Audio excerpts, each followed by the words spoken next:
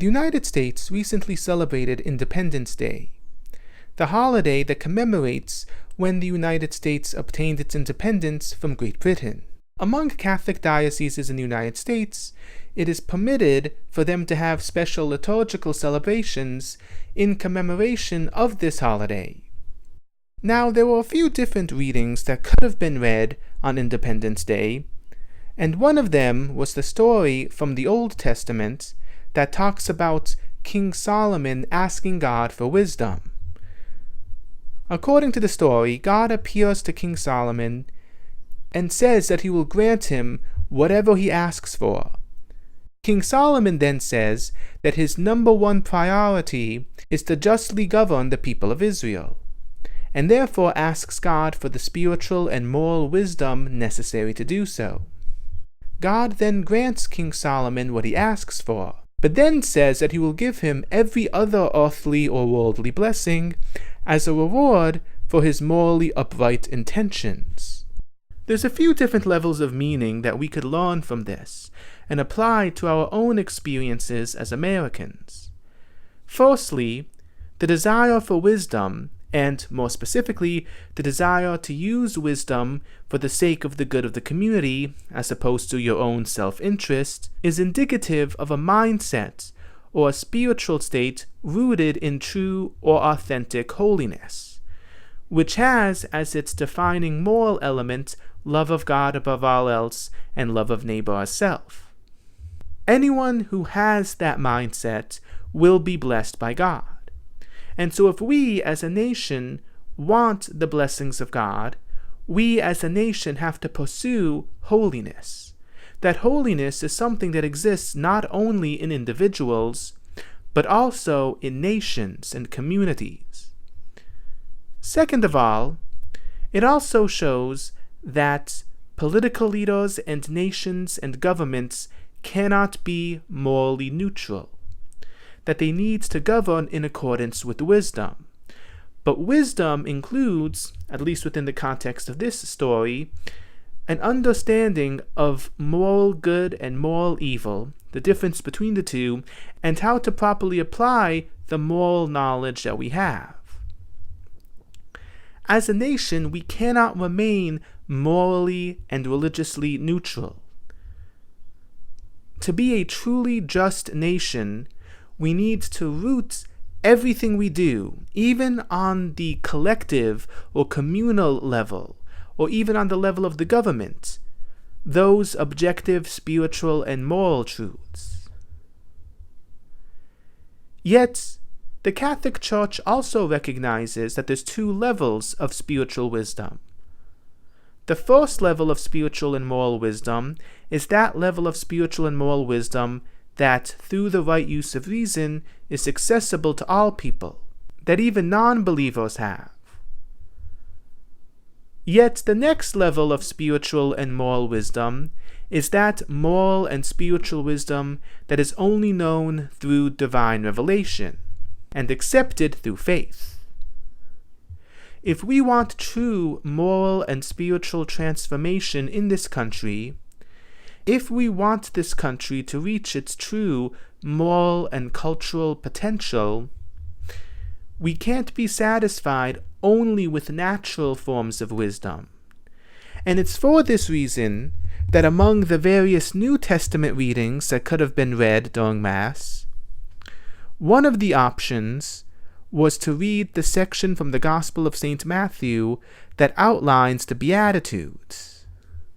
Living in accordance with the Beatitudes are at the core of the way of life that defines Christian discipleship. Therefore, if we want to truly be a Christian nation, we have to embody the very teachings and values put forward by Jesus. And if we want that, we have to live in accordance with the Beatitudes. The Beatitudes represent one of the most direct and explicit descriptions of the center or the core of the Christian moral worldview. Yet, I also believe there's a lot of important or relevant lessons to be learnt from this Sunday's readings. The 14th Sunday in Ordinary Times literally fell the day after Independence Day. And I think that's very providential because the readings for the 14th Sunday in Ordinary Times in many ways nuance or feed into the moral lesson from the readings on Independence Day.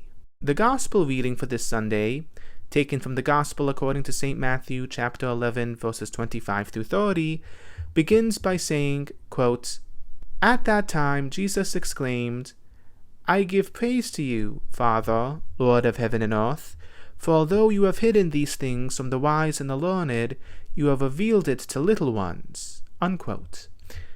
Jesus is then recorded as saying, a little bit later, quote, "All things have been handed over to me by my Father. No one knows the Son except the Father, and no one knows the Father except the Son, and anyone to whom the Son wishes to reveal him." Unquote. So, the proper spiritual disposition that defines the Christian way of life is that of radical openness to, or receptivity of, the message revealed by God through His only Son, Jesus Christ. To be a disciple of Christ is to have received a certain spiritual and moral wisdom that goes beyond the spiritual and moral wisdom that we know through reason alone. Therefore, to be a disciple of Christ is to be taken out of the world and to be closely united to Christ. Therefore, to be a Christian is to be a part of the people of God. To be a part of the people of God is to be called to something higher, and to be given the power to live in accordance with something beyond the moral ideal that we see outside of Christian discipleship. It is for this reason that in the second reading for this past Sunday, taken from the letter of St. Paul to the Romans, chapter 8, it says, quote, "You are not in the flesh. On the contrary, you are in the Spirit, if only the Spirit of God dwells in you. Whoever does not have the Spirit of Christ does not belong to him. If the Spirit of the one who raised Jesus from the dead dwells in you, the one who raised Christ from the dead will give life to your mortal bodies also, through his Spirit that dwells in you. Consequently, brothers and sisters, we are not debtors to the flesh, to live according to the flesh." Unquote. So to be a member of the people of God is to have the Spirit of God dwell within us, and therefore to think and act in accordance with a higher ideal. This thus means that our identity as Christians is something more fundamental than our political or national identity. To be a Catholic or to be a Christian is a part of our identity more important than that of being an American.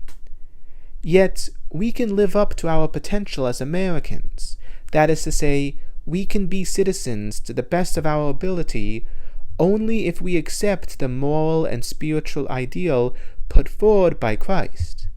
Because when we live in accordance with the Spirit of God that dwells within us, this elevates all things, including our community life and our duties as citizens. So let us pray not only for the material success of this nation, but that it grows in justice. And more specifically, let us pray that God pour out the Spirit of wisdom in this nation, that the Spirit of wisdom become as diffuse as it can among the American people and among the citizens of all nations, because it's only through that we can grow in true justice.